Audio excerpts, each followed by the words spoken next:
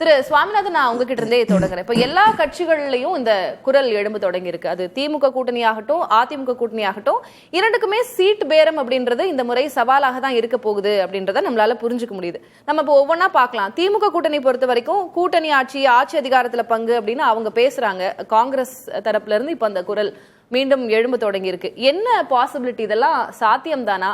கூட்டணி ஆட்சி அப்படின்றதும் ஆட்சி அதிகாரத்தில் பங்கு அப்படின்றதும் சாத்தியம் தானா? இந்த கோரிக்கை மிக முக்கியமா இப்ப வலுப்பெறதுக்கு ஒரு மிக முக்கியமான காரணமா இருக்கிறதே விஜய் அவர்களுடைய தமிழக வெற்றி கழகம் தான். ஏன்னா அவர் அந்த கட்சியினுடைய மாநாட்டிலேயே, அவர் முதல் மாநாட்டிலேயே சொன்னாரு, ஆட்சியில் பங்கு அதிகாரத்தில் பங்கு அப்படிங்கக்கூடிய கோஷத்தை அவர் அங்கிருந்தே எழுப்பியிருந்தார். அதனாலதான் இப்ப 1967க்கு முன்பு தமிழகத்தை ஆண்ட கட்சியா தான் காங்கிரஸ் கட்சி இருந்துச்சு.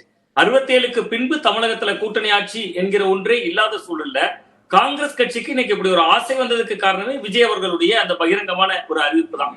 இன்னொன்னு, இன்றைக்கு விஜய் அவர்கள் பாஜகவையும் எதிர்க்கிறார். அவருடைய கொள்கை எதிரி என்கிறதுல அரசியல் எதிரி அப்படிங்கிறதுல திமுகவையும், கொள்கை எதிரி அப்படிங்கிறத பாஜகவையும் அவர் அறிவித்து விட்டார்.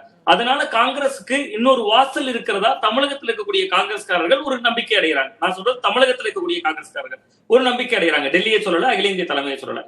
அப்ப அவர்களுக்குள்ள இயல்பாகவே ஒரு மனப்புழுக்கம் இருக்கு. நீங்க ஒரு சின்ன விஷயம், அவர் கூட்டணி ஆட்சி ஏன் கேட்கிறாங்கன்னா ஒண்ணுமே இல்ல. கிழக்கு மாவட்டம் நெல்லையில இருக்கக்கூடிய கிழக்கு மாவட்ட காங்கிரஸ் தலைவர் ஜெயக்குமார் தனசிங் அவர் உயிரிழந்து போனார் மர்மமான முறையில. 500 நாள் கடந்துருச்சு. இன்று வரை அந்த குற்றவாளிகளோட கண்டுபிடிக்க முடியல. காங்கிரஸால வீரியமிக்க போராட்டத்தை அதுக்கே கூட நடத்த முடியல.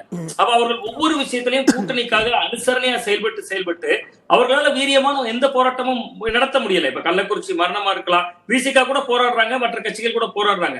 அப்ப காங்கிரஸ் அந்த இடத்துலதான் என்ன ஒரு முடிவு எடுக்கிறாங்கன்னா, அங்க இருக்கக்கூடிய தொண்டர்கள் மனநிலையை சொல்ற நிர்வாகிகள், 2ஆம் கட்ட நிர்வாகிகள், மூத்த நிர்வாகிகள் மனநிலை. ஏன்னா மாநில தலைவர் இன்னும் அந்த குரலை பேசல, செல்வப்பிரந்தகை அவர்கள். அவர் அகில இந்திய தலைமையோட சிக்னல் கிடைச்சாதான் அவர் பேசுவார். அதற்கு முன்பே ராஜேஷ்குமார் போன்றவர்கள் பேசுறாங்க. ரொம்ப முக்கியமான கருத்து அவர் வந்து சட்டமன்ற காங்கிரஸ் குழுவினுடைய தலைவர், கிள்ளியூர் தொகுதியில தொடர்ந்து ஜெயிக்கக்கூடியவர். அவரெல்லாம் பேசுறாரு. கூட்டணி ஆட்சி அப்படிங்கக்கூடிய அஸ்திரத்தை இன்னைக்கு எடுக்கிறாங்க. அதுக்கான வாய்ப்பு அப்படிங்கிறத நம்ம பார்க்கிறப்ப இன்னைக்கு அதற்கான குரல் எழுதுறதுக்கு காரணமே விஜய் அவர்கள் தான். ஏன்னா இன்னைக்கு திமுகவை வேண்டான்னு போனா முன்பெல்லாம் அதிமுக பக்கம் தான் போகணும். இப்ப அதிமுகவோடு பாஜக இருக ஒட்டி கொண்ட அட்டைப்பூச்சி போல 2 பேரும் சேர்ந்து இருக்காங்க. அப்படியான காலகட்டத்துல இப்ப அவர்களுக்கு இன்னொரு மாற்றாக இன்னொரு சாய்ஸா இன்னைக்கு விஜய் அவர்களுடைய கட்சி இருக்கு. அதனால இவர்கள் தங்களுடைய ஒரு சில ஸ்பெகுலேஷன்ஸ் எல்லாம் இருந்ததுதான். காங்கிரஸ் வந்து விஜயோட போவதற்கான வாய்ப்பு இருக்கு அப்படின்ற ஸ்பெகுலேஷன்ஸ் எல்லாம் இருந்தது. ஆனா கள யதார்த்தம் என்ன? ஏன்னா திமுகவை அவர் அவ்வளவு எதிர்க்கிறார் விஜய். அப்போ திமுகவோடு இணைந்து செயல்பட்டு கொண்டிருக்கக்கூடிய பல தேர்தல்களை சந்திச்சு வெற்றி ஈட்டிய காங்கிரஸுமே அவர் எதிர்நிலைப்பாட்டில் தானே. எப்படி விஜயோட அவங்க போய் சேர முடியும்? இதெல்லாம் சாத்தியம் தேனா? இல்ல பின்னாடி ஏதாவது பிஹைண்ட் த ஸ்கிரீன்ஸ் ஏதாவது அது தொடர்பான பேச்சு ஏதாவது போயிட்டு இருக்கா என்ன? இல்ல, நிச்சயமா தமிழகத்தில் இருக்கக்கூடிய காங்கிரஸ் கட்சியினுடைய 2ஆம் கட்ட நிர்வாகிகள் மத்தியில விஜய் அவர்கள்ட்ட போனா நல்லா இருக்குமே, கொஞ்சம் கூடுதல் சீட்டு கிடைக்கும். உண்மையிலே காங்கிரஸ் கட்சியினுடைய அகில இந்திய தலைமை ஒரு சர்வே எடுத்திருக்காங்க. அவர்கள் எப்பவும் காங்கிரஸ் என்னன்னா, நமக்கு எந்த தொகுதிகள்ல வெற்றி வாய்ப்பு இருக்கு, நம்ம எந்த தொகுதிகள்லாம் கேட்கலாம் அப்படிங்கக்கூடிய அடிப்படையில கிட்டத்தட்ட ஒரு 100 தொகுதிகள் அவர்கள் சர்வே பண்ணி வச்சிருக்காங்க. 100 சீட்டு காங்கிரஸுக்கு ஒரு நாள் யாரும் கொடுக்க போறது இல்ல. ஆனா அவர்கள் கையில ஒரு பட்டியல்ல 100 தொகுதிகள் நமக்கு நல்லா இருக்கும் அப்படிங்கக்கூடிய தொகுதிகள். ஒருவேளை திமுக நாளைக்கு இதே 25 கொடுத்தா கூட இந்த 100க்குள்ள இருந்து 25 தாங்கன்னு கேட்கிற நிலைமையில தான் காங்கிரஸ் இருப்பாங்க. ஆனா இன்னைக்கு தங்களோட பேர வலிமையை கூட்டுகிற ஆற்றல் அவங்களுக்கு விஜய் அவர்களால உருவாகுது. அவர் வந்து தொடர்ந்து கூப்பிடுறாரு, ஆட்சியில் பங்கு தரேன், அதிகாரத்துல பங்கு தரேன், வாங்க வாங்க கூப்பிடுறாரு. அப்ப அது வந்து நிச்சயமா அது வந்து தமிழகத்துல இருக்கக்கூடிய, ஆனா அகில இந்திய தலைமை வந்து அது விரும்புறாங்களா?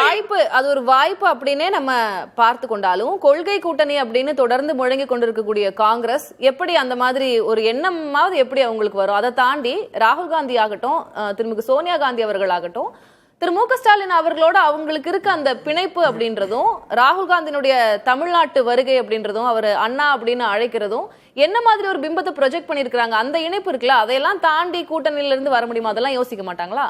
இல்ல, நிச்சயமா யோசிப்பாங்க. அதனாலதான் மாநில தலைவர் இன்னமுமே ஒரு வார்த்தை கூட பேசல. செல்வப்பிரந்தகை அவர்கள் இதுவரையும் பேசல. ஆனா அவருடைய குரலை அவரை தவிர மற்ற எல்லாரும் பேசுறாங்கல்ல. இன்னைக்கு வந்து காங்கிரஸ் கட்சியினுடைய சட்டமன்ற குழு தலைவர் ராஜேஷ்குமார் அவருடைய பேச்சை நம்ம உதாசீனமா படுத்திட முடியாது. கடந்த முறை திமுகவுடைய கூட்டணி பேச்சுவார்த்தையில கூட இருந்தவர் காங்கிரஸ் கட்சியினுடைய அன்றைய மாநில தலைவர் KS அழகிரி வெளியில வந்து அழுதுகிட்டே செய்தியாளர்களை சந்திச்சார். எங்களை ரொம்ப குறைவா மதிப்பிட்டாங்க, 25 தொகுதிகள் தான் கொடுக்குறாங்க அப்படின்னாரு. கிட்டத்தட்ட 2011 63 சீட்டு கொடுத்தாங்க, 2016 கிட்டத்தட்ட 48 தொகுதிகள் கொடுத்தாங்க. அப்படி இருந்த காங்கிரஸ் கட்சிக்கு 25 தொகுதிகள் தான் கொடுக்குறாங்கிறப்ப அங்க உள்ளுக்குள்ள ஒரு அழுத்தம் இருக்கு. ஆனா நீங்க கேட்டதை போல அகில இந்திய தலைமை அதை விரும்பாது. ஆனா மாநிலத்துக்குள்ள அப்படியான குரல்கள் ஒலிக்குது இல்ல. அகில இந்திய தலைமையில இதை விட உச்சமா கடந்த 2019 பாராளுமன்ற தேர்தல்ல முதல்ல ராகுல் காந்தி அவர்களை பிரதமர் வேட்பாளராக முன்மொழிஞ்சதே மு.க. ஸ்டாலின் அவர்கள் தான். அது மட்டும் இல்லாம இப்ப அண்மையில பீகாருக்கு கூட போயிருந்தார். அவருடைய அந்த யாத்திரையில பேரணியில முதல்வரே பங்கேற்றார். பங்கேற்றது மட்டும் இல்லாம ராகுல் காந்தி அவர்கள் இந்தியாவுக்கான வழக்கறிஞர்னு ஒரு உயர்ந்த ஸ்தானத்துல கொண்டு போய் சொல்லியிருக்காரு. சோ டெல்லி தலைமை இவர்களோட நல்ல உறவுல இருக்கு, அதுல எந்த சந்தேகமும் கிடையாது. காங்கிரஸ் தங்களோட பேர வலிமையை கூட்டுறதுக்கு, காங்கிரஸ் தங்களோட எண்ணத்தை கேட்டுவதற்காக இங்க நீங்க இப்படி கற்பனை பண்ணி பாருங்களேன், டெல்லி தலைமையோடு ஒரு நல்ல ரிலேஷன்ஷிப்ல இருக்காங்க.